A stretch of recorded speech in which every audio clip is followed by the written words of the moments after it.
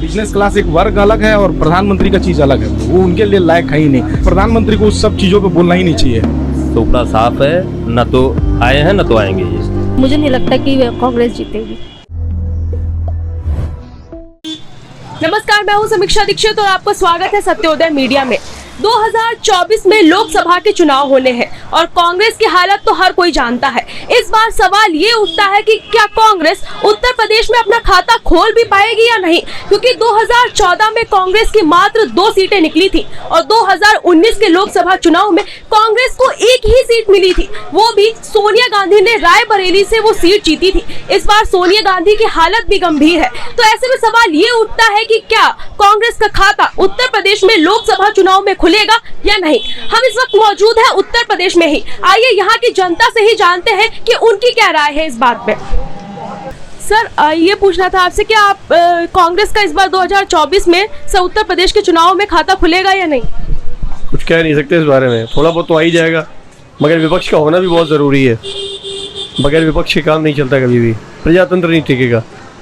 Sir, Bharat जोड़ो यात्रा भी जैसे कांग्रेस कर रही है, तो क्या उसका कुछ असर पड़ेगा 2024 के चुनाव में? इसके ऊपर कमेंट नहीं कर सकता, बट इतना कंफर्म है कि प्रजातंत्र बगैर विपक्ष के नहीं चलता, नहीं तो जो शासक है निरंकुश हो जाएगा वो। तो कुछ ना कुछ तो सीटें मिलेंगी उनको, चाहे 2 मिले, चाहे 10 मिले, चाहे 20 मिले, उसके ऊपर कोई डिबेट नहीं है। सर, आपको क्या लगता है कि कांग्रेस उत्तर प्रदेश में खाता इस बार खोल पाएगी या नहीं, क्योंकि पिछली बार जैसे कांग्रेस की हालत उत्तर प्रदेश में काफी गंभीर रही है? देखिए, कांग्रेस का कुछ हद तक जीतना भी ज़रूरी है, क्योंकि बीजेपी वालों ने ये सोच लिया है कि हम एक छत्र राज करेंगे, हम लोग पूरा राज फैलाएंगे अपना 20 साल 25 साल। तो देखिए, थोड़ी सी हार में जीत अच्छी बनती है और जीत बनेगी इनकी। ऐसा नहीं कि आने वाले तो समय इन्हीं का दिख रहा है भाजपा वालों का, लेकिन यही है कि अगर थोड़े सा हारेंगे तो उस पर सीख करके और अच्छे से काम करेंगे कि किस जगह पे त्रुटि रह गई थी देश को या प्रदेश को विकास करने में। सर, आप क्या सोचते हैं कि कांग्रेस क्या इस बार कुछ प्रदर्शन उत्तर प्रदेश में कर पाएगी या नहीं?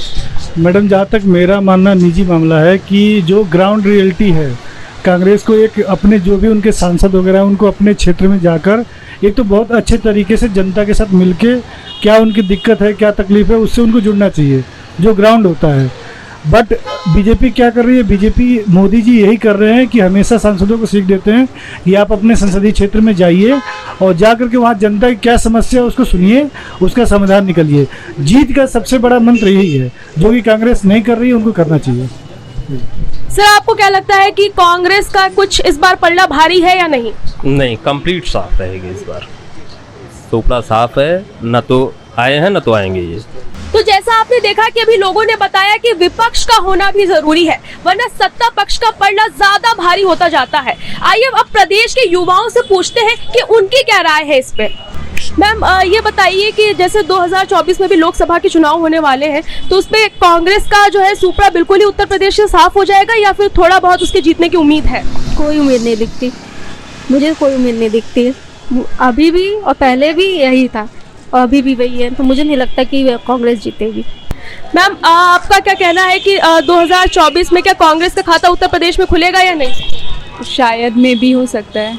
जैसे कि आप भी एक यंगस्टर हैं, तो आपकी कांग्रेस से क्या मांग है कि वो ऐसा क्या करे जिसके लिए आप उनको वोट दें? रोजगार। क्या चीज? रोजगार। लेकिन भाजपा तो वादा करती है कि उसने कितने सारे रोजगार दिए हैं आपको। अभी तक तो दिखा नहीं है, मुझे रिजल्ट नहीं दिखा। तो आप कांग्रेस की आपसे क्या मेन क्या मांग है? रोजगार। मतलब जो यंगस्टर हैं उनको आगे बढ़ाने के लिए कुछ करें, वो उनका डेवलप हो बिजनेस में। तो आप कांग्रेस को एक मजबूत विपक्ष के रूप में देख रही हैं? हो सकता है, अगर वो रोजगार पे काम करे तो ज़रूर है। सर, आप बताएंगे कि कांग्रेस 2024 में बताया जा रहा है कि उत्तर प्रदेश में उसका खाता नहीं खुलेगा, जैसे 2019 में भी उसकी एक ही सीट आई थी, तो इस पर सर आप क्या कहना चाहते हैं? सेम स्थिति रहेगी, उससे भी शायद नीचे चली जाए। जिस हिसाब से पार्टी का जो भी विचार है उस पर तो हमको नहीं लगता कि कांग्रेस भविष्य में बहुत कुछ करने जा रही है। लेकिन कांग्रेस का दावा है कि वो अब मजबूत विपक्ष हो रहा है धीरे धीरे, जब से उनकी भारत जोड़ो यात्रा एक कामयाब हुई है, उनका कहना है। नहीं, ये संभव नहीं है मैम। भारत यात्रा कहाँ किस चीज़ को जोड़ा उन लोगों ने? हमें तो नहीं लग रहा। जिस हिसाब से कल उन्होंने संसद भवन में जो बोला है और जिस सिर्फ एक बिजनेस वर्क को लेकर के, क्या भारत एक बिजनेस वर्क से थोड़ी चलता है? पता नहीं कितने बहुत बड़े बड़े बिजनेसमैन है इस देश के अंदर, लेकिन एक बिजनेसमैन को टारगेट कर करके आप पूरी तरह से वो आप जनता की लड़ाई लड़िए ना। किसी बिजनेसमैन अगर गलत किया तो उसकी तो संविधान के अनुसार या कानून है वो करेगा अपना काम, लेकिन आप उस तरह से जो आप ट्रीट कर रहे हो वो कहीं ना कहीं सही नहीं लगता मैम हम लोग को। लेकिन जैसे सर कांग्रेस ने अभी भाजपा को लेकर भी निशाना साधा है कि अडानी के सपोर्ट में मोदी जी आ रहे हैं, मोदी जी ने कुछ भी नहीं बोला है, अडानी ने जो इतना बड़ा घोटाला किया है, तो सर उस पर आप क्या कहना चाहेंगे? नहीं, वैसे प्रधानमंत्री को उस सब चीज़ों पे बोलना ही नहीं चाहिए। आप किसी भी व्यक्ति को उठा करके आप इश्यूज बना दीजिए तो उसमें प्रधानमंत्री को हस्तक्षेप करना ही नहीं चाहिए। बिजनेस क्लास एक वर्ग अलग है और प्रधानमंत्री का चीज़ अलग है, वो उनके लिए लायक है ही नहीं। ठीक है, विपक्ष का काम है हर किसी के लिए कुछ ना कुछ ऐसे मुद्दे लाते, वो मुद्दे ठहरते ही नहीं मैम। सर 2024 में क्या ये अडानी वाला मुद्दा एक बड़ा मुद्दा बन सकता है इलेक्शन के टाइम? संभव ही नहीं मैम, संभव ही नहीं है। जनता बेरोजगारी है, बहुत सारी चीज़ें और इश्यूज हैं भविष्य के अंदर, उन सब चीज़ों को इश्यूज लेकर आप बाहर अगर आइए तो समझ में आता है। ये तो कोई चीज़ इशू है ही नहीं मैम, जरा भी नहीं है। सर बेरोजगारी पे भी जैसे कांग्रेस बोलती है कि भाजपा ने जो है इतने रोजगार देने का वादा किया, लेकिन अब तक कुछ भी नहीं कर पाई भाजपा जनता के लिए। हाँ, ये चीज़ सही में समझ में आता है मैम। देखिए, बेरोजगारी है, महंगाई भी है, अब इन सब चीज़ों पे अगर विपक्ष है, चाहे कोई भी अगर स्टैंड करता है तो जनता भी उसका साथ देती है 100% में। लेकिन वो अडानी वाला मुद्दा कहीं नहीं समझ में आता है। सर विपक्ष जैसे कई समय से टिका हुआ है इसी मुद्दे पे कि आप हमको वोट दे तो हम आपको रोजगार देंगे, लेकिन सर फिर भी भाजपा की प्रचंड बहुमत से सरकार बनती आ रही है कितने समय से। कोई भी सरकार आ जाए मैम, नहीं हो सकता। जो हमारे देश की जनसंख्या है, इस दौरान आपके सीमित ही हर संसाधन है। आप कहाँ से, कोई दूसरा आकर के कहाँ से दे देगा? अगर रोजगार कहता है अगर देने के लिए तो कोई नहीं दे सकता मैम।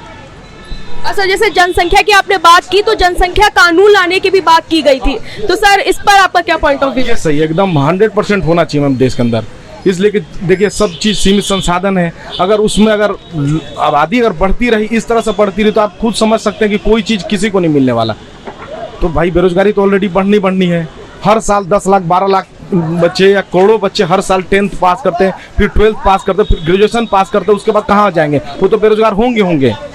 कोई भी पूरी तरह से कोई टेक्निकल तो कोई चीज़ सीख नहीं रहा। हम बचपन से कोई चीज़ हमारे देश में सिखाई भी नहीं जाती है कि ताकि आप स्वयं अपना कारोबार या आप बिजनेस वर्ग या कुछ भी आप काम इस्टेब्लिश कर सकें। तो कहीं ना कहीं वो तो होना ही है मैम, संभव नहीं है। मेन है जनसंख्या भाई, जब तक आप सीमित नहीं करेंगे, आपकी सारी चीज़ें सीमित है, तो उसी तरह जनसंख्या भी एक सीमित आपको रखना ही पड़ेगा। सर जैसे सत्ता पक्ष का कहना है कि वो कई मल्टीनेशनल कंपनी को इंडिया लेके आई है जो कांग्रेस के टाइम में नहीं थी, तो सर इससे रोजगार तो बढ़े हैं, तो इस पर आपका क्या कहना है? हाँ, ये सरकार अच्छा संसाधन ढूंढ रही है ताकि हम अपने जो बेरोजगार बच्चे हैं उनको कहीं ना कहीं इन्वॉल्व किया जा सके। ये सही है, इनका बहुत अच्छी नीति है, इसकी तो हर कोई सपोर्ट करता है मैम। देखिए, और जो नए लड़के हैं आज के डेट में, पहले प्राइवेट जॉब को एक हीन भावना के अनुसार देखी जाती थी, सरकारी नौकरी को ही मेन देखा था। आज ये जो 4-5 साल 7 साल में जो बदलाव आया है, आज प्राइवेट जॉब को भी एक उससे अच्छी नज़र से देखी जाने लगा और हर कोई उधर वर्ग की तरफ जाना चाहता भी है। वो जो बड़ी बड़ी कंपनियां जो पैकेज देती हैं, चाहे जो भी सुख सुविधाएं दे रही हैं बच्चों को, वो कहीं ना कहीं उसकी तरफ अट्रैक्ट हो रहे हैं। सर जैसे विपक्ष जो है धर्म को लेकर भी जो है सत्ता पक्ष में निशाना साधता है कि ये एक विशेष धर्म को आगे बढ़ा रहे हैं और बाकी धर्मों को लेकर ये जो है डर का माहौल पैदा कर रहे हैं, तो सर इस पर आपका क्या व्यू? क्या ये बात सही है? कौन विपक्ष में? सॉरी, कौन विपक्ष कह रहे हैं? सर विपक्ष जो है जैसे निशाना साधते रहते हैं सत्ता पक्ष पे कि ये एक विशेष कैटेगरी को ही आगे बढ़ा रहे, एक विशेष धर्म को ही ऊपर रखते हैं, बाकी धर्मों को जो है ये नीचे कर रहे हैं, तो सर इस पर आपका क्या पॉइंट ऑफ व्यू? नहीं, ऐसा नहीं है मैम। देखिए, देश कोई भी देश होता है तो उसकी अपनी कॉन्स्टिट्यूएंसी होती है, संविधान होता है, उसके अनुसार ही तो चलता है। ऐसा तो है नहीं कि हमने किसी एक धर्म को प्रमोट कर दिया और वो दूसरे धर्म को दबा सकते हैं। सबके संविधान में सीमित चीज़ें हैं, वो चलता रहेगा। कोई भी प्रधानमंत्री कोई भी वो बदल नहीं सकता मैम। वो धर्म को लेकर के विपक्ष तो ऑलरेडी उनका एक अपना टारगेट अपने वर्ग को लेकर के वो करते हैं। और भारतीय जनता पार्टी भारतीय जनता पार्टी एक अलग समुदाय को लेकर चलती है, लेकिन सरकार तो सबके लिए होती है ना। ऐसा तो है नहीं कि हिंदू मुस्लिम सिख ईसाई अलग अलग पार्टियों के हिसाब से कोई सरकार काम करती है। पार्टी के विचार अलग हो सकते हैं, सरकार के विचार अलग है मैम। वो डेवलपमेंट का काम उनका, हमको ये दिखता है और तो कुछ नहीं हम बोल सकते। सर जैसे 2024 में बताया जा रहा है कि कांग्रेस का पलड़ा उत्तर प्रदेश से बिल्कुल ही साफ हो जाएगा, तो इस पर आपका क्या कहना है?